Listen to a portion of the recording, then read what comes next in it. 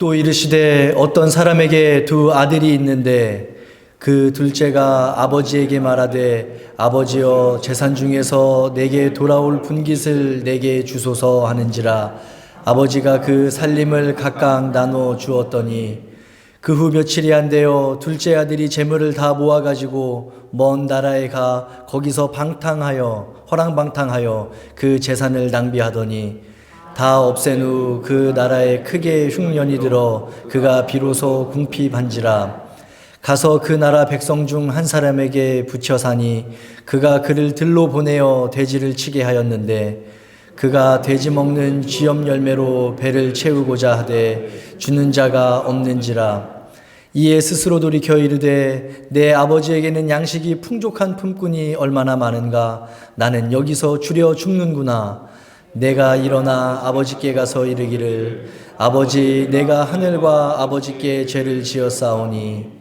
지금부터는 아버지의 아들이라 일컬음을 감당하지 못하겠나이다. 나를 품꾼의 하나로 보소서 하리라 하고 이에 일어나서 아버지께로 돌아가니라. 아직도 거리가 먼데 아버지가 그를 보고 측은히 여겨 달려가 목을 안고 입을 맞추니 아들이 이르되 아버지 내가 하늘과 아버지께 죄를 지었사오니 지금부터는 아버지의 아들이라 일컬음을 감당하지 못하겠나이다 하나 아버지는 종들에게 이르되 제일 좋은 옷을 내어다가 입히고 손에 가락지를 끼우고 발에 신을 신기라. 그리고 살찐 송아지를 끌어다가 잡으라. 우리가 먹고 즐기자. 이 내 아들은 죽었다가 다시 살아났으며 내가 잃었다가 다시 얻었노라 하니 그들이 즐거워하더라. 맏아들은 밭에 있다가 돌아와 집에 가까이 왔을 때에 풍악과 춤추는 소리를 듣고 한 종을 불러 이 무슨 일인가 물은데 대답하되 당신의 동생이 돌아왔음에 당신의 아버지가 건강한 그를 다시 맞아들이게 됨으로 인하여 살찐 송아지를 잡았나이다 하니 그가 노하여 들어가고자 하지 아니하거늘 아버지가 나와서 권한대 아버지께 대답하여 이르되 내가 여러 해 아버지를 섬겨 명을 어김이 없거늘 내게는 염소 새끼라도 주어 나와 내 벗으로 즐기게 하신 일이 없더니 아버지의 살림을 창녀들과 함께 삼켜버린 이 아들이 돌아오매 이를 위하여 살찐 송아지를 잡으셨나이다.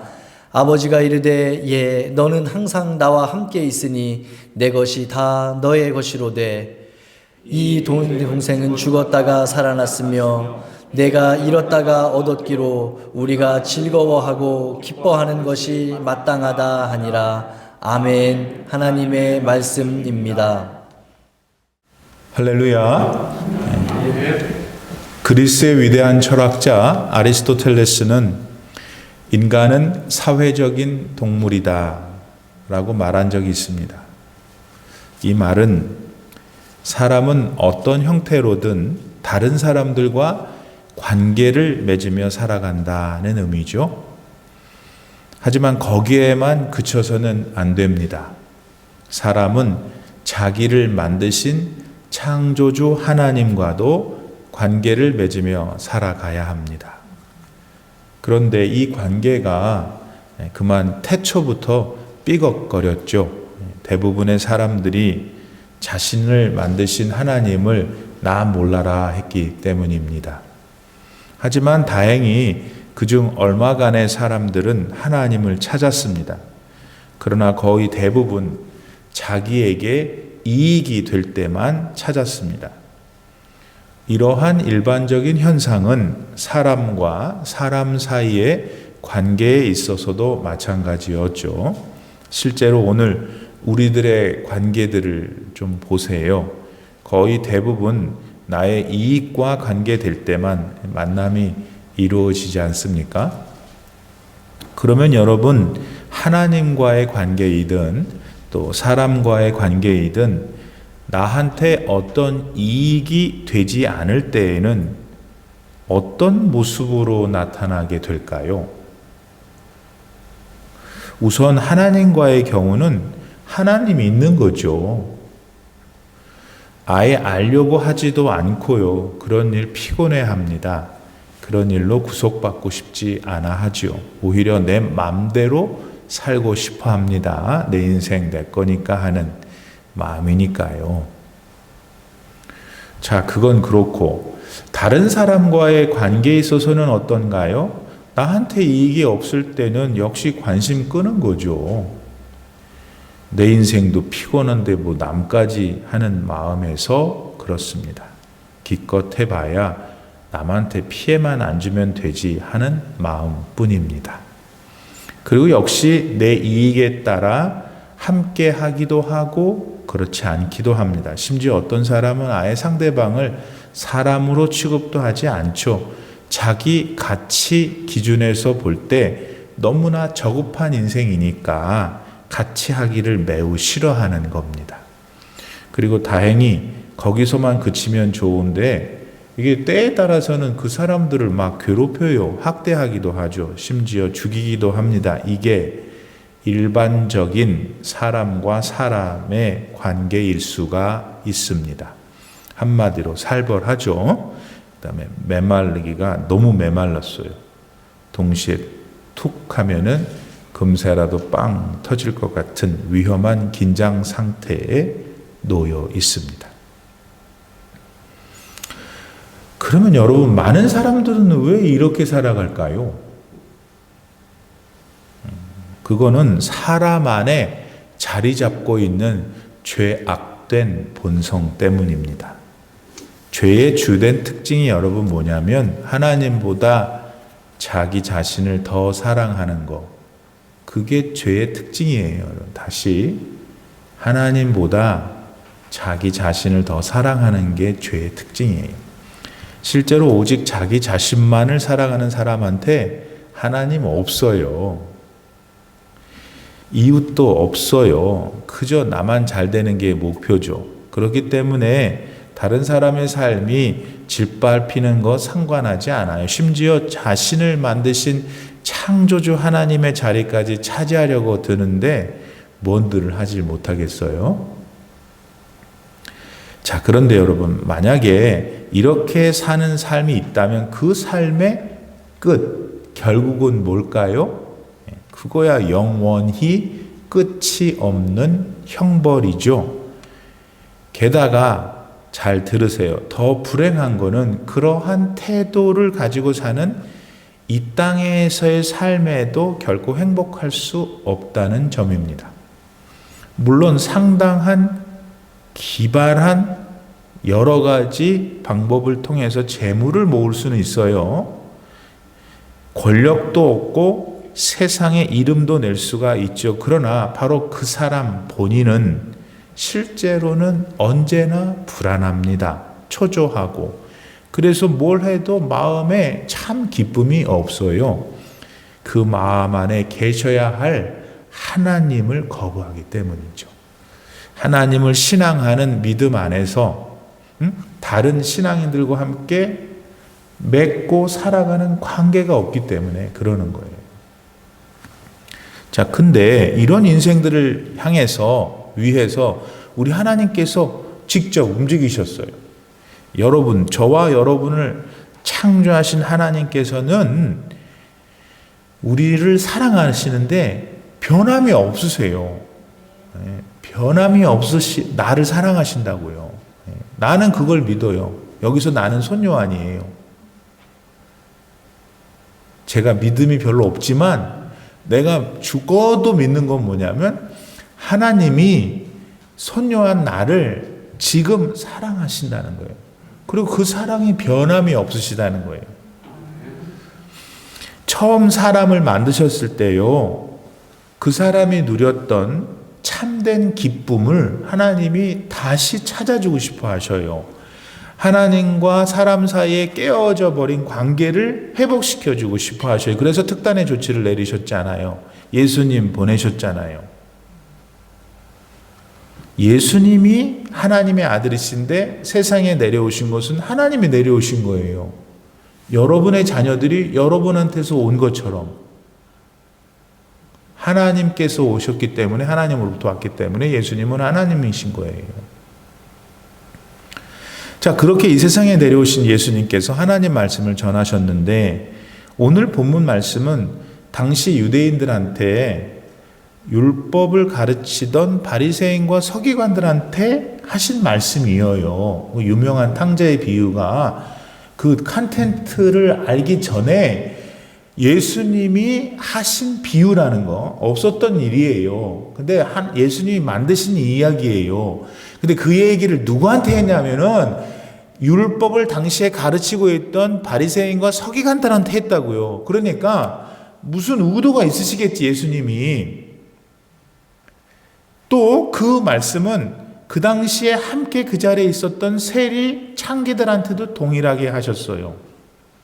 그럼 뭐라고 그러셨는가? 예수님은 먼저 너희가 하나님과 사람 사이의 관계가 잘못되었구나 말씀하시는 거예요. 사람들 사이의 관계도 잘못됐고 사람과 하나님 사이에도 관계가 잘못됐다는 것을 이 두 아들의 비유를 통해서 말씀해 주고자 하시는 거예요. 그리고 나서 뭐라고 그러시냐면 너네 회개해야 돼. 깨달아야 돼. 그리고 서로 사랑해야 돼. 그게 예수님이 이 비유를 만드셔서 하시고 전하시고 너네들이 그렇게 됐으면 좋겠다 마음 먹으신 의도예요. 그리고 그거 왜 하셨어요? 잘 되라고. 바리새인과 서기관 너희들도 잘 돼야 되고 세리 창기 너희들도 잘 돼야 되고 다 잘 돼야 된다. 그러니 들으라 이거죠. 근데 그 말씀을 딱 할 때 사람들이 놀랍게도 그 말씀을 듣고는 많이 찾아왔어요. 예. 말씀드린 대로 바리새인과 서기관들 그 당시 최고 엘리트들 아니에요. 그 사람들도 오고 그런가 하면은 사회 바닥층인 세리들과 창기들도 왔어요. 그 두 그룹은 평소에는 만날 수가 없지. 서로 상종도 안 하고. 근데 예수님 앞에서 함께 모일 수가 있었어요. 그러나 말씀드린 대로 그곳에서는 금방이라도 터져버릴 극도의 긴장감이 자리 잡고 있었죠. 아니나 다를까 바리새인과 서기관들은 예수님이 한편으로는 몹시 못마땅했어요. 아니 저 인간 같지도 않은 고작 해봐야 지옥의 땔감밖에 안 되는 것들이 창기 세길이죠. 그것들까지 다 받아주시고 그 주옥 같은 말씀을 주시니 기분이 나빴던 거예요. 사회에서 아무 쓸모도 없는 저 인간 말종들 자기들과 함께 있으려는 게 너무 싫다는 거죠. 그러면서 은근히 자기들을 보라고 하는 거예요. 예수님한테. 우리는요 정해진 시간에 금식했어요. 10의 1조 드렸고요. 구제도 빠짐없이 했죠. 그렇게 자기들은 하나님 말씀 하나하나도 빠짐없이 지키는데 저 창기와 세리들은 지 마음대로 사는 딱 지옥행인데 왜 우리랑 지금 이렇게 같이 섞여서 말씀 듣게 하냐고 기분 너무 나빠했어요. 그러는 사이에 그 얘기를 듣고 있던 세리와 창기들이 어떻게 했어요? 뭘 어떻게 해요? 할 말이 없지 뭐. 외견상 자애들은 그러니까. 그렇지만 속은 죽이고 싶었을 거예요. 그렇죠? 바리새인과 서기관들이. 바로 이러한 분위기 가운데 예수님이 오늘 본문에서 두 아들 이야기하신 거예요.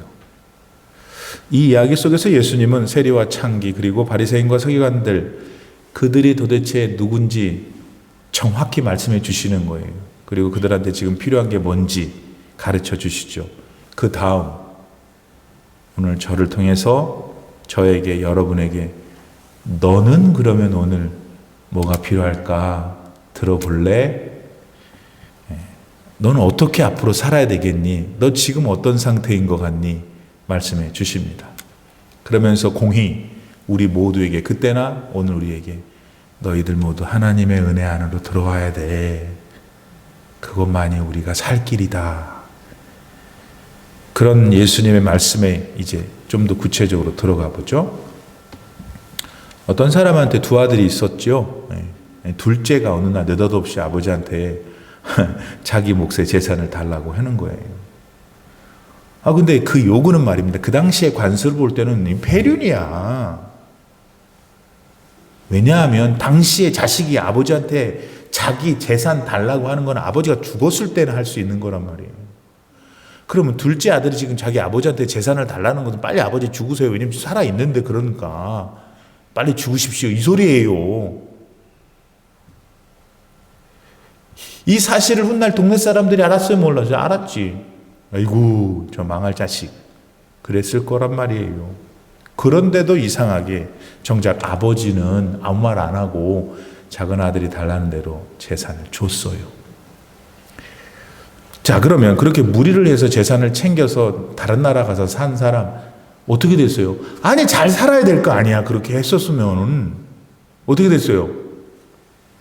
아니 잘 살긴커녕 얼마도 못 가서 상거지가 됐어요. 예, 그 돈 가지고 매일 허랑방탕했으니 뭐 나만한 게 있겠어요? 결국 작은 아들에게 남은 길은, 마지막 길은 아버지한테 돌아가는 것밖에 없어. 자기 아버지가 혹시 자기를 때려 죽인다 하더라도 갈 데가 거기밖에 없는 거예요. 아버지가 자기가 아들이니까 자기를 용서해 줄 거라 생각해서가 아니야. 작은 아들은 그럴 양심도 없어. 근데 어차피 여기서 죽나 어디 가서 죽나 아버지 집에는 먹을 것이 많고 아버지 집에는 행복하고 아버지 집에는 찬송이 있고 아버지 자기가 살았던 자기 옛날에 살았던 그 곳이니까 내가 거기 가서 그냥 밥 한 끼만 얻어먹고 죽더라도 거기 가야 되는구나. 여러분 사람이 죄를 짓고 갈 곳이 없으면은 본래 본향이 생각나는 모양이에요.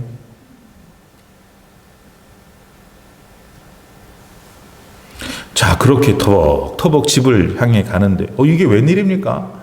아버지가 자기한테 막 달려오는 거야. 그 당시의 사회에서는 집안의 가장 큰 어른은 절대 뛰지 않아요. 뛰지 않기 때문에 뛰는 거는 본 적이 없어 사람들이. 근데 아버지가 막 앞다 뛰는 거야 아들한테. 목사님은 참 잘도 지어내신데 내가 왜 지어내요? 오늘 성경에 그렇게 써 있잖아요. 냅다 뛰었어요 아버지가 아들한테.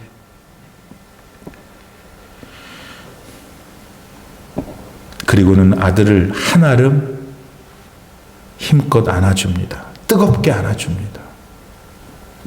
그러니까 이제 아들이 당황해 해서 한마디로 말해야 될 거 아니에요. 그랬더니 말도 못하게 왜냐하면 입을 그냥 뽀뽀를 해버렸어. 뽀뽀라니 말도 못하잖아요. 죄송합니다. 아이고 죽을 죄를 졌습니다. 이거 말을 해야 되겠는데 말도 못하게 입을 막아버려갖고 뽀뽀해가지고. 아버지는 그리고 나서 그 아들한테 최고로 좋은 옷을 주었다고 오늘 성경에 기록되어 있죠. 최고로 좋은 옷은 아버지 옷이에요. 그러지 않겠어요? 그 집안에 제일 아버지가 아버지니까. 아버지가 입은 옷을 준 거예요. 그 뜻은 얘 내 아들이다 말한 거예요. 얘 내 아들이니까 너희 얘 절대로 홀대하면 안 돼 말한 거예요. 그러나 아버지의 은혜와 사랑은 거기서 그치지 않았죠. 그 비싼 가락지도 끼워줬습니다. 그렇게 함으로써 얘 내 아들일 뿐만 아니라 얘 내 아들로 내 집안에서 가질 수 있는 권한도 다시 회복된 거야. 더 놀라운 거는 아버지가 가진 재산을 다시 이미 자기가 가서 챙겨서 다 써버렸는데 다시 현재 가지고 있는 아버지 재산을 나눌 수 있는 권한을 준 거예요. 그러나 이 격정의 드라마는 다음의 조치에서 절정에 이릅니다. 그거는 탕자를 위해서 돌아온 이 아들을 위해서 아버지가 살찐 송아지를 잡은 거예요. 여러분 그 당시에는 고기 못 먹었어요. 없어서 귀해서. 그리고 설령 고기를 먹는다 하더라도 무슨 진짜 그 동네에 큰 잔칫날만 먹는 거예요. 그랬기 때문에 살찐 송아지라고 하는 것은 진짜 최고의 날이나 잡았죠. 바로 그런 송아지를 아버지는 그 탕자 아들을 위해 아낌없이 내놓았던 것입니다. 사랑하는 여러분, 예수님께서 주신 이 아들 비유의 이 아버지는 우리 하나님이세요. 하나님 아버지시라고. 아버지의 재산을 탕진했을 뿐만 아니라 그 아버지의 명예를 크게 실추시킨 작은 아들, 바로 사회의 그 당시 사회의 세리 창기들이었던 건 맞아요. 세리와 창기들 솔직히 자기 멋대로 산 사람들 아닙니까? 율법도 없고 도덕도 없고 윤리도 없고 뭐 그냥 자기 뜻대로 사는 사람들은 사실 그 사람들이 왜 창기가 됐는지 세리가 됐는지는 모르지만 어쨌든 그 사람들이 살았던 삶의 행태는 자기 멋대로 산 거예요. 때문에 그들은 하나님 싫어했어요. 하나님 말씀 싫어했죠. 자기 건들지 말라는 거예요. 간섭하지 말라는 거예요. 내 삶 내 건데 왜 네가 건석하냐 이거예요. 하나님 구속받기 싫어했던 삶을 산 사람들이 세리 창기들이었어요. 한 번 사는 인생 원껏 살다가 가는 거지 뭐 지옥에 가든 천국에 가든 상관없어 하는 인생이 그 사람들이었어요. 사랑하는 성도 여러분, 이런 주장이 들려질 때 여러분 귀에 지금 오늘 우리들의 삶의 형편은 어떻습니까? 혹시 우리도 지금 우리 마음대로 살고 있지는 않은지요? 내 마음대로 살다 한번 내 인생 끝을 보자 하지는 않으시는 건지요? 근데 여러분 아세요? 하나님 없이 그렇게 살면 여러분 삶을 어떻게 살든 간에 그 끝은 돼지 주업 열매를 맺게 되어 있어요. 오늘 본문의 그 작은 아들처럼. 왜냐하면 하나님 없는 세상은 슬픔뿐이거든. 여러분의 삶 속에, 여러분의 이해 속에, 여러분의 인격 속에 하나님이 없으면 슬픔뿐이에요. 확인해 보려고는 하지 마세요. 왜냐하면 확인 안 해도 그렇게 될 거니까. 하나님 없는 삶은 근심, 걱정, 초조, 불안, 안달 뿐입니다. 참 평화가 없어요. 왜? 소망이 없기 때문에. 하나님 안에서요. 그저 돈 벌고 돈 쓰고 사는 일만이 세상 전부인 줄 알면은 재산 다 탕진해서 돌아온 그 아들과 뭐가 다르겠어요, 여러분? 그러니 지금이라도 다시 여러분 만드시고 지금도 변함없이 여러분만 사랑하시는 그분께로 돌아와야 돼요. 지금 그분 안에 계신다고요? 그럼 내가 진짜 하나님 안에 바르게 있는지 돌아보셔야 해요. 여러분, 하나님은 작은 아들에게 그렇게 하셨던 것처럼 달라면 다시 주시는 분이에요. 여러분이 하나님 앞에 달라 그러면 주시는 분이다. 그러면서도 여러분이 내내 그 받은 재산을 허랑방탕하게 사용할 때에도 하나님은 여러분 절대로 안 떠나시고 기다리셔요. 여러분 옆에서. 그리고 만일 여러분이 돌아오면 따따붙다 아무 말도 묻지 않으시죠. 달려와서 안아주시고 입을 맞춰주시고 가락지 끼워주시고 새 신발 신겨주시고 최고의 옷도 입혀주시는 분. 그 하나님이 우리가 지금 예배 드리는 그분이셔요. 믿으시면 아멘. 그러므로 지금 어떤 삶의 문제로 지쳐 계십니까? 왜 혼자 끙끙하세요? 왜 그렇게 그냥 혼자서만 괴로워하세요? 별로 도움도 안 된 사람들한테 전화해서 그것으로만 왜 안위를 찾으세요? 믿는 분이 하나님이시라면서요. 하나님이 여러분을 사랑한다고 믿으신다면서요. 지금이 기도할 때 아닙니까? 지금이 하나님께 울어야 될 때 아닙니까? 나를 살려달라고 하나님 앞에 기도하셔야 될 때가 지금이잖아요. 왜 그때 다른 데 가 있냐고요. 둘째 아들을 생각하세요. 둘째 아들을 어떻게 대하셨는지 그 아버지와 같으신 여러분 하나님을 꼭 믿으시기를 바라고 오늘 이 시간에 지금 속으로 기도하세요. 하나님 나를 살려주세요. 나를 불쌍히 여겨주세요. 내가 가장 큰 죄를 지은 것은 하나님 잊어버린 겁니다. 기도하실 때 여러분 삶에 정말 충만한 기쁨이 넘칠 거예요. 5월이 되니까 제 넥타이처럼 정말 삶이 싱그럽고 꽃봉오리가 피고 얼마나 화려한지 몰라요. 그런 화려한 5월이 계속 될 거예요. 더군다나 우리가 사는 이 축복된 땅 올림피아에서 여러분의 인생이 그렇게 되기를 진심으로 축원합니다. 근데 다른 건 안 돼. 그렇게 하나님만이 그렇게 하실 수 있어요. 그러니까 여러분이 하나님을 찾을 때 하나님은 그런 축복된 삶을 주실 것이므로 저를 포함해서 우리 모두가 다 2월 달에 하나님 찾아가지고 하나님 진실하게 믿어드려서 축복받는 아름다운 꽃과 같은 5월 되기를 바랍니다. 자, 근데 예수님은 그냥 작은 아들 얘기로 하고 끝내버리면 되는데 큰아들 얘기도 해요. 그리고 어떤 면에서 예수님께서 이 두 아들 비유 얘기하신 건 이 큰아들 때문인지도 몰라요. 우리는 내내 탕자의 비유라 해서 그 설교만 잔뜩 들었잖아요.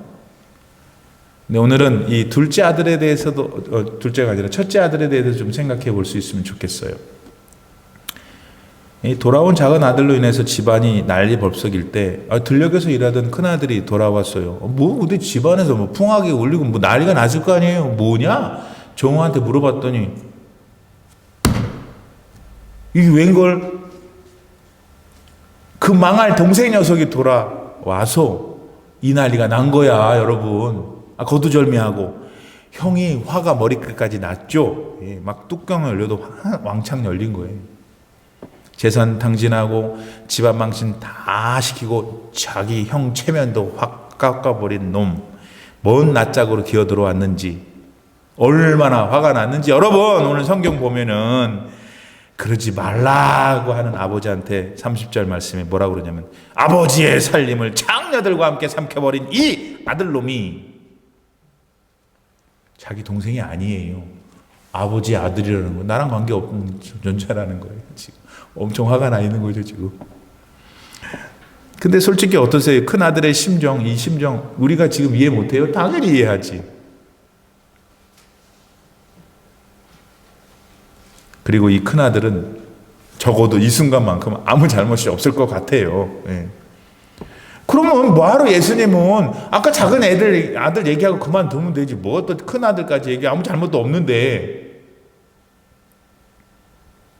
왜 예수님은 이 큰 아들에 대해서 말하셨을까? 예수님의 마음에는 이 큰 아들이 당시 창기와 세리들을 무시하고 사람 취급하지 않았던 바리새인과 서기관이었습니다. 그 당시 사회에서 제일 잘난 분들 말이죠. 본문에서 아버지는 집 밖으로 나와서 집 안으로 들어가기를 거부하는 큰아들을 달래죠. 들어가서 야 돌아온 네 동생 우리 한번 같이 이렇게 격려 좀 하고 그러자. 죽어도 안 된대. 오늘 큰아들은 자기한테는 염소 새끼 한 마리도 안 주던 분이 저거 뭔데 이 비싼 내 송아지라 말 안 했지만 자기 거거든. 내 송아지를 줬냐고 지금 거품을 울고 있어요.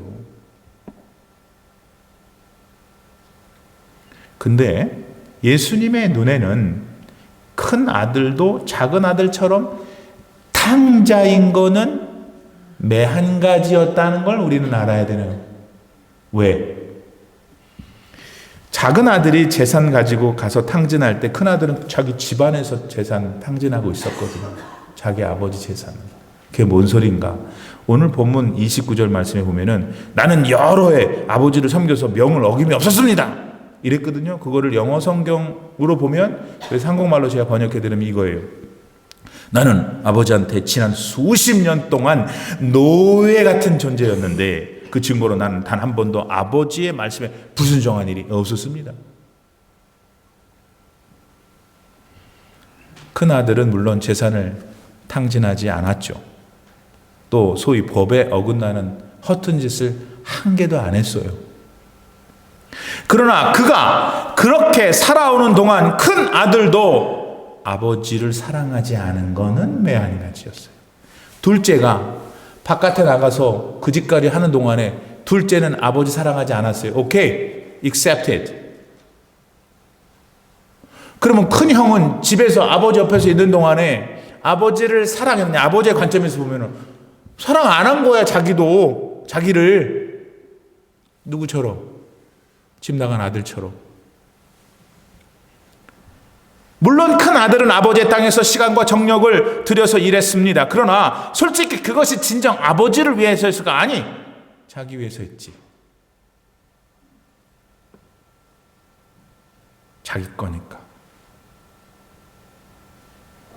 자기는 이웃들한테도 칭찬받고 있고, 아이고 그래도 동생 걔는 무슨 자식이야. 근데 그래도 저 큰 놈이 참 그런 칭찬을 받고 있고 계속해서 쌓여가는 살찐 송아지들을 볼 때 이게 결국 내 거니까 하는 생각 안에서만 공을 들이고 있었어요. 그렇게 열심을 다해서 일한 그의 수고가 그에게는 어느새 자기의 의가 되었던 거죠.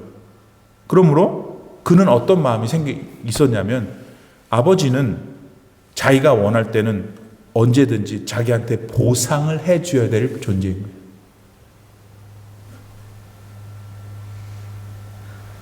오늘 여러분 이거 어렵습니다. 어려운데 성령이 우리 안에 마음 주시길 바랍니다. 아버지는 작은 아들이든 큰 아들이든 자기가 아버지기를 바랬던 거예요. 작은 아들은 아버지를 무시하고 아예 떠났어. 그건 잘못된 거예요. 큰 아들은 같이 있었는데 목사님 뭐요? 큰 아들은 집에 옆에 있으면서도 작은 아들 못지않게, 아니 더 심하게 아버지는 없는 거야. 있다면 아버지는 자기가 열심히 일했으니까, 내가 일했잖아요, 주세요. 그럼 줘야만 하는 그런 어떤 다른 타인이에요. 여러분이 그 아버지라 생각해 보여요.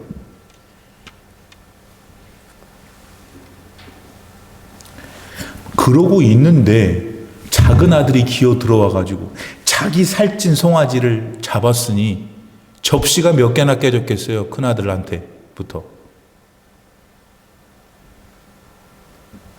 예수님께서 인간 말종인 세리와 창기들과 있는 것이 바리새인과 서기관들한테는 영 불만이었다 했습니다. 율법 안 지키고 지 마음대로 사는 인간들 왜 성종하나? 그거였잖아요. 자기들처럼 법도 잘 지키고 세련되고 교양 있는 사람들과 상대해야 한다는 거죠, 큰아들처럼. 그러나 바리새인과 서기관들이 자신들의 삶 속에서 사랑한 것은 하나님이 아니었고, 그 하나님의 율법을 지키는 동안에 하나님을 사랑했기 때문에 율법을 지킨 게 아니고 다른 무엇 때문에 그들은 율법을 지킨 거죠. 자기 스스로를 위해서 그들은 율법을 지킨 거예요. 자기 스스로를 위해서 아버지 집에서 노예처럼 이 염소 새끼 한 마리도 못 받고 살았다고 그 스스로를 이해한 거죠. 그렇게. 그런데 형은 자기 행동이 아버지의 마음을 너무나 아프게 하고 있다는 사실 자체를 모르고 있었던 것이. 비록 재산을 허비했고 죄악된 생활을 했던 동생이었지만, 잘 들으세요, 아직 살아있잖아. 걔가 잘못했지만 아버지의 눈에는 걔가 지금 살아있잖아. 아직 인격이 있잖아요. 다시 회복해서 살아갈 수 있는 기회가 그 존재로 지금 와 있잖아요. 아버지의 눈에는 그게 보이는 거예요. 근데 형은 애당초 그런 마음이 아니었으니까, 아버지도 자기 마음이 없고 동생 생각하는 방향도 아버지의 마음이 아니니까 왜 내 살찐 송아지 주냐는 거지. 이럴 때 형은 뭘 부정하고 있는 거냐면, 아들을 다시 살려 아들 되게 하려고 하는 아버지의 그 간절한 기대를 빼앗고 있는 거예요. 그게 바로 형이에요. 그게 바로 그 당시 바리새인 서기관이죠. 그게 바로 오늘 교회 안에서 신앙생활 오래 하면서 하나님은 내가 기도하면 반드시 내 기도를 들어줘야 돼. 왜? 내가 장로니까. 내가 얼마나 많은 수고를 했어? 나는 목사니까. 저거는 교회 나오면 안 되는데 저거 내가 진짜 교회니까 참지. 왜? 그 사람 헌금 안 하니까. 왜? 그 사람 뭐 봉사도 안 하니까. 왜? 맨날 저거 친교 음식만 챙겨서 집에 가니까. 그러는 중에 하늘의 하나님은 그 친교 음식을 챙겨가는 사람이 아직 살아있고, 아직 생명이 있고, 아직 그의 인격이 살아있으니까 그를 돌이켜서 하나님의 자녀 삼고 싶어하는 마음은 모르는 거죠. 여러분, 만약 우리가 하나님을 위해서 지금 뭘 하고 있는데 그것 때문에 내가 무엇을 당연히 하나님 앞에 응당 요구할 수 있다, 그런 신앙생활하면 여러분 신앙생활 다 끝난 거예요. 왜냐? 우리가 뭘 했니까 하나님 해줘야 될 거 아니에요. 이런 관계가 돼버렸잖아요. 그런데 문제는, 인생의 아이러니는, 우리가 하나님께 했고 따라서 우리는 하나님한테 뭘 요구할 수 있어? 그럼 하나님 우리한테 그렇게 해줘야 되는데 하나님이 척척 안 해줄 때가 더 많거든. 그러니까 내 신앙이 의심스럽고 내 신앙에 기름이 없는 거죠. 하나님 안 계시는구나, 별 생각 다 하게 되는 것이에요. 잘못 생각하고 있기 때문에. 불행하게도 우리는 우리의 착각의 기초에서 우리가 뭘 하면 당연히 하나님께서 그에 상하는 것을 주셔야 할 분이라고 하나님 이용할 때가 참 많아요.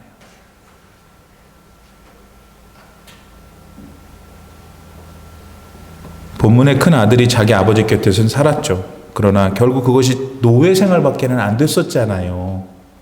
아버지는 그것을 알게 돼서 얼마나 가슴이 아팠을까. 여러분 새끼가 옆에서 나랑 사는데 나를 그렇게 생각하는 거예요.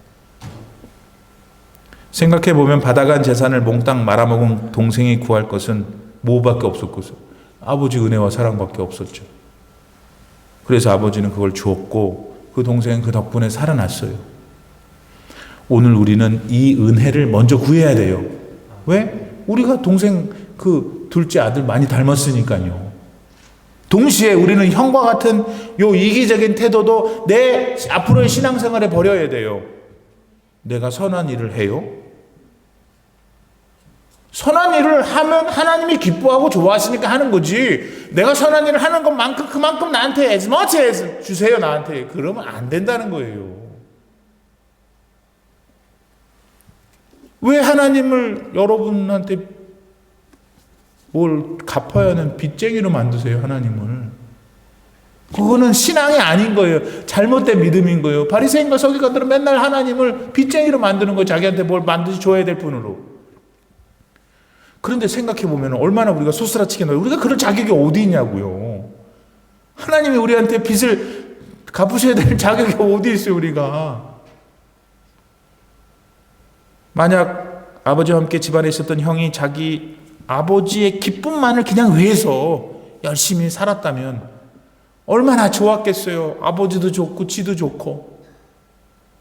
왜냐하면 그걸 하는 동안에 그 사람 마음에 기쁨이 있었을 거 아니에요. 참 아버지가 기뻐하시겠구나. 그 기쁨 때문에 이랬으면 좋은 거지. 이걸 어떻게 타내야지. 이건 내가. 그러기 얼마나 힘들었겠어요, 본인도.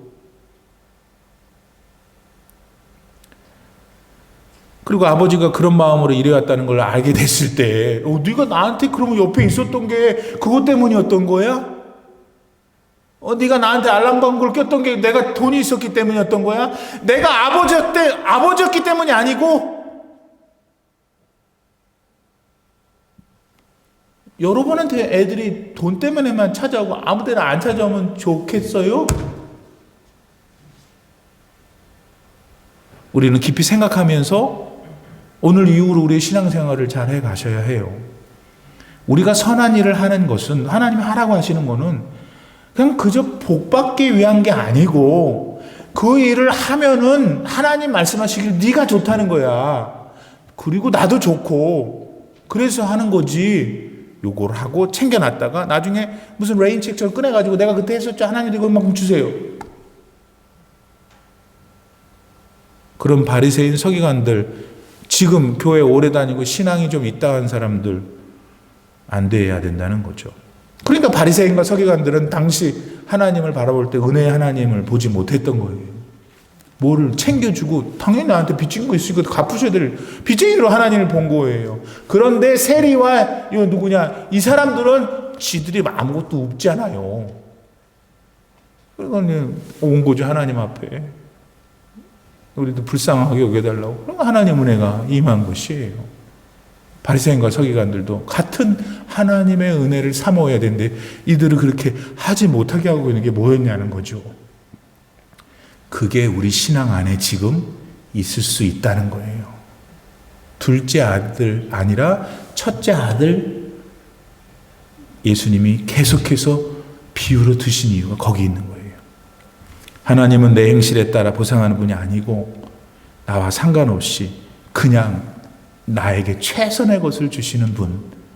그게 우리 하나님이어야 되잖아요.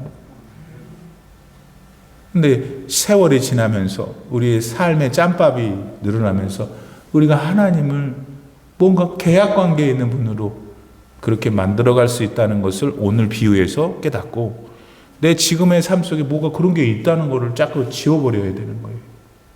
나는 하나님의 은혜만 그냥 필요한 존재야.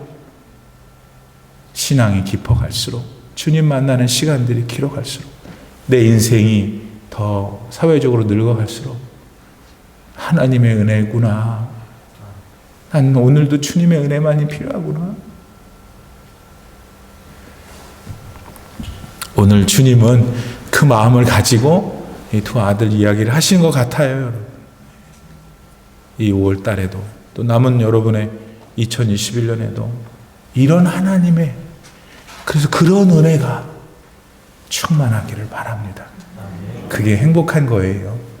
그게 여러분이 진짜 가식이 없고 내 마음에 진짜 누리는 인생의 복이죠. 여러분 모두에게 그런 복이 있기를 바랍니다. 기도합시다. 하나님 감사드립니다. 두 아들 비유, 늘 탕자로 여겨졌던 그 아들과 그 동생 탕자를 둔 형의 모습을 배우면서 내 안에 여러 가지 모습이 같이 있다는 것을 보게 됩니다. 하나님, 아버지는 나의 생명의 근원이시고 나의 아버지시고 내 구원자이기 때문에 믿습니다. 복을 주시는 것, 세상에 건강 주시는 것, 돈 주시는 것 다 필요하지만 그것 때문이 아니라 하나님은 내 아버지시기 때문에 믿습니다. 그러므로 그 하나님께 은혜를 구합니다. 그 은혜를 구하는 삶을 살게 해 주시옵소서. 우리 모두가 그런 은혜를 누리는 삶이 되기를 기도하오며 예수님의 이름으로 기도드립니다. 아멘.